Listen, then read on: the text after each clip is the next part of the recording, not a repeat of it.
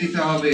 তোমরা আমাদের প্রভু নয়, প্রভু হওয়ার চেষ্টা করবা না, কারণ আমরা বাংলাদেশিরা বিশ্বাস করি আমাদের প্রভুর নাম মহান রব্বুল আলামিন আল্লাহ।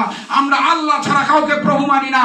অতএব ভারতের আধিপত্যবাদ এবং আগ্রাসন বাংলার মাটিতে আর কোনোদিন চলবে না ইনশাআল্লাহ।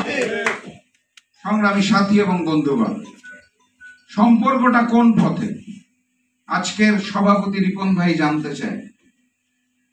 আমি রিপন ভাইয়ের দেশ বাঁচাও মানুষ বাঁচাও আন্দোলনের এই মঞ্চ থেকে স্পষ্ট ভাষায় জানিয়ে দিতে চাই, সমতার ভিত্তিতে যদি সম্পর্ক না হয় তাহলে ভারত জন্মলগ্ন থেকে আমাদের চিরশত্রু ছিল, আছে এবং ভবিষ্যতেও তাকে আমরা শত্রু হিসাবে ট্রিট করবো ইনশাআল্লাহ। বন্ধুগণ, 5ই আগস্ট ভারতের তিলকওয়ালী মুখ্যমন্ত্রী শেখ হাসিনা বাংলাদেশ থেকে পালিয়ে যাওয়ার পর ভারত বারবার বলার চেষ্টা করেছে, তাদের মিডিয়া বিভিন্ন অপপ্রচারের মাধ্যমে বলার চেষ্টা করেছে দেশটা নাকি অস্থিতিশীল হয়ে গেছে। বাস্তবতা হচ্ছে ভারত অত্যন্ত আতঙ্কের মধ্যে আছে, কারণ বাংলাদেশিরা এখন আর বেড়ানোর জন্য ভারতে যাচ্ছে না, চিকিৎসা নেওয়ার জন্য ভারতে যাচ্ছে না। ভারত বলার চেষ্টা করছিল আমাদের এখান থেকে পণ্য না নিলে তো তোমরা না খেয়ে থাকবা। একদিন আমরা অত্যন্ত আশ্চর্যের সাথে লক্ষ্য করলাম পণ্যবাহী জাহাজ পাকিস্তান থেকে আসছে, ভারতের মাথায় হাত।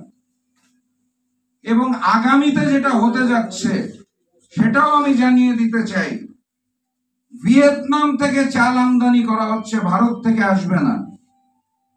সার আমদানি করা হচ্ছে মরক্কো থেকে, ভারত থেকে আসবে না।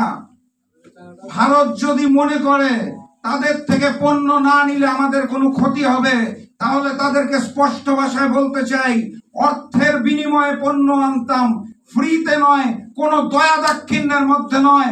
অতএব আপনাদের আগ্রাসী মনোভাব যদি না থাকে তাহলে আপনাদের ওখান থেকে কোনো পণ্য বাংলাদেশে আর প্রবেশ করবে না ইনশাআল্লাহ।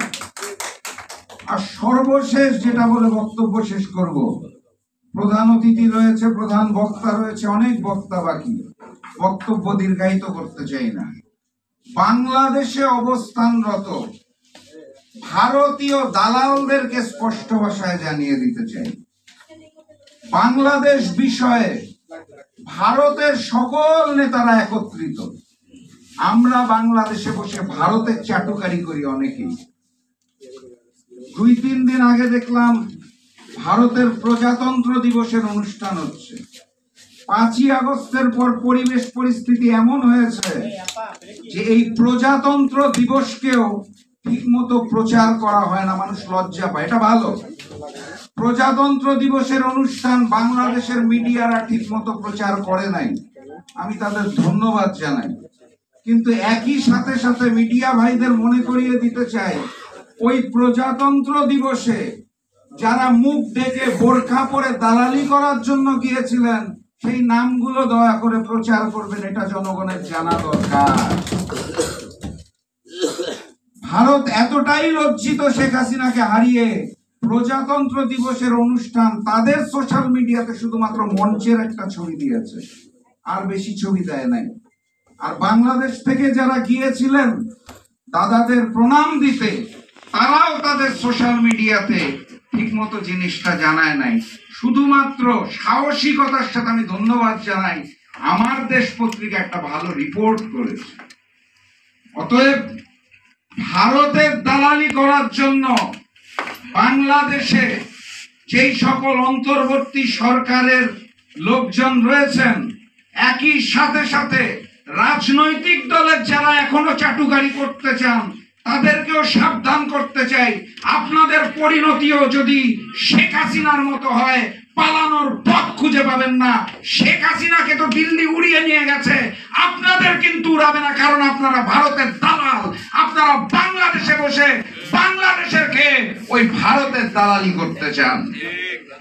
সামনে যারা রাজনীতি করবেন, ক্ষমতায় আসবেন, নতুন করে দেশটা গঠন করবেন, সেটা যেই হোক, তাদেরকে জানিয়ে দিতে চাই আমরা ভবিষ্যতে ওই প্রভুত্ব সম্পর্ক চাই না, ভারতের দাদাগিরি চাই না, আগ্রাসন চাই না, আধিপত্যবাদ চাই না।